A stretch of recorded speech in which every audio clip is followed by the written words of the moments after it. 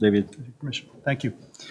Excellence, Ambassador Chaim Asraf, leaders of the French Jewish community, including Dr. Joël Murgui, President of the Consistoire de Paris, and Rabban David Mammon, Rabbi of the Edmond J. Safra Synagogue at the Center, leaders of B'nai B'rith Europe and B'nai B'rith France, President Serge Daon and President Philippe Meir, Bernard-Henri Lévy, who will be arriving shortly, as the ambassador said, family members, survivors, and first responders from Israel, ladies and gentlemen.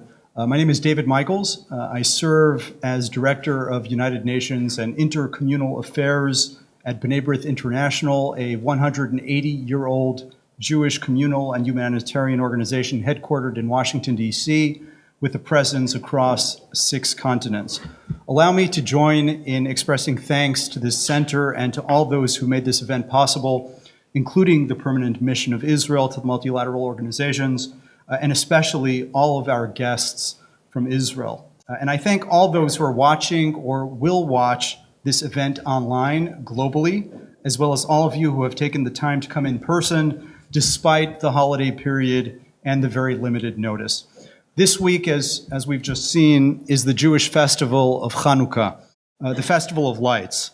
The menorah, the candelabrum of which from the Holy Temple in Jerusalem is commemorated both on the Arch of Titus in Rome, following the conquest of ancient Israel by the Romans, but also on the national emblem of the State of Israel, which represents the restoration of Jewish national life after 2 millennia of dispersion and often persecution.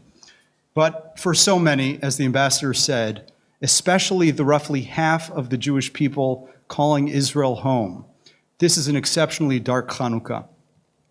2 months before we just marked the 75th anniversary of the Universal Declaration of Human Rights, itself enshrined in the aftermath of World War II, Hamas, the Iranian-supported Palestinian group that has controlled the Gaza Strip since 2007, perpetrated the greatest atrocities against Jewish civilians since the Holocaust, not only indiscriminately firing more than 10,500 new rockets into Israel, but torturing, raping, parading, beheading, and in some cases burning entire families.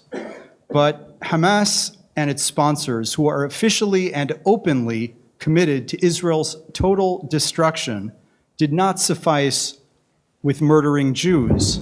They also, as we will shortly hear, did not spare Arab Muslim citizens of Israel and citizens of some 40 countries, as well as their own civilian population, hiding and firing from across and underneath practically the entirety of the Gaza Strip. Israel had completely and unilaterally withdrawn from Gaza, including every single soldier and civilian settlement back in 2005, just as it had in 2000 from a former security zone along Lebanon's southern border, which Iranian-backed Hezbollah terrorists now exploit to pose an even graver threat to Israelis and Lebanese alike.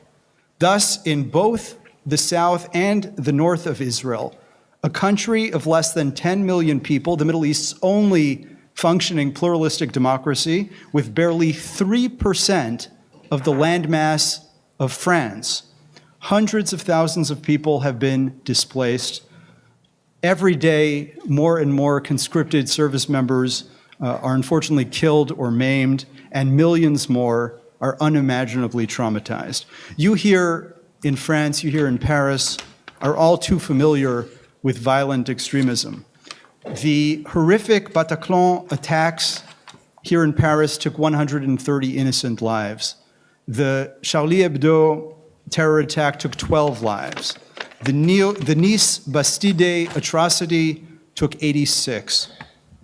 In Israel, on October 7th, 1,200 lives were stolen, in addition to at least 240 infants, children, and the elderly, women and men alike, abducted to Gaza.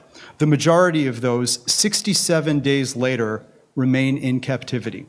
In other words, for families like the Ziyadas, a Bedouin family from whom we will hear shortly. October 7th did not end on October 7th. If only for the sake of its own people, Hamas could end the hostilities today by ending its violence and releasing all of its hostages, but it chooses not to. Indeed, its senior official said in a television interview that it plans to perpetrate October 7th over and over and over again.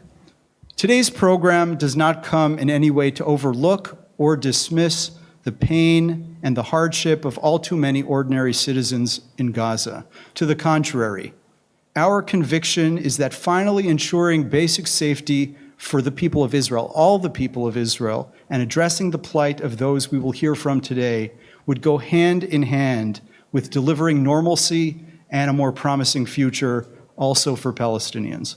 The challenges clearly are great, but over the past 75 years, Israel has eagerly established peace and cooperation with every single willing Arab and Muslim interlocutor.